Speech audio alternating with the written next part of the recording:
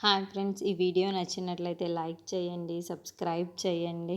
సత్య క్రిష్ కోసం అని చెప్పేసి ఇంట్లో మహాదేవయ్య హోమాన్ని జరిపిస్తూ ఉంటాడు. ఇంతలో అక్కడున్న వాళ్ళందరూ కూడా సత్య క్రిష్ వాళ్ళు రావడం చూసి ఎంత బాగుందో ఈ జంట అని చెప్పేసి చాలా సంతోషిస్తూ ఉంటాడు. ఇంతలో అక్కడున్న క్రిష్ అయితే సత్య మీద ఎలాంటి అనుమానం రాకుండా చెప్పేసి తనని నిదానంగా కూర్చుండబెడుతూ ఉంటాడు. అది చూసిన వాళ్ళ బామ్మగారు అయితే, ఏంటి వీళ్ళని చూస్తుంటే నాకు ఏడో తేడా తేడా కొడుతుంది అని అనుకుంటూ ఉంటుంది.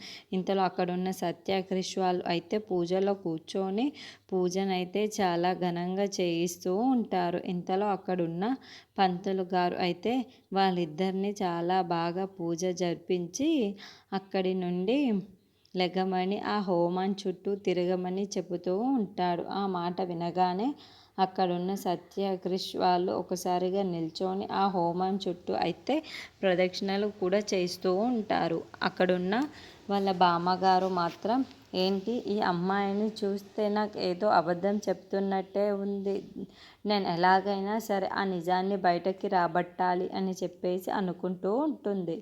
ఇంతలో అక్కడున్న క్రిష్ వాళ్ళు సత్య వాళ్ళైతే హోమం చుట్టూ తిరిగి ఆ పూజను అయితే పూర్తిగా చేసుకుంటూ ఉంటారు.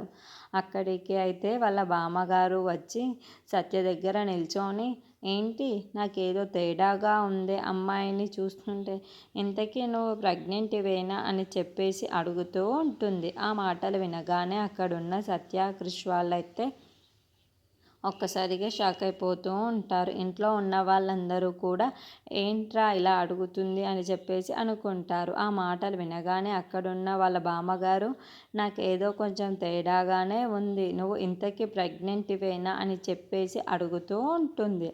ఆ మాటలకి అక్కడున్న క్రిష్ అయితే ఏం సమాధానం చెప్పకుండా ఉండిపోతాడు.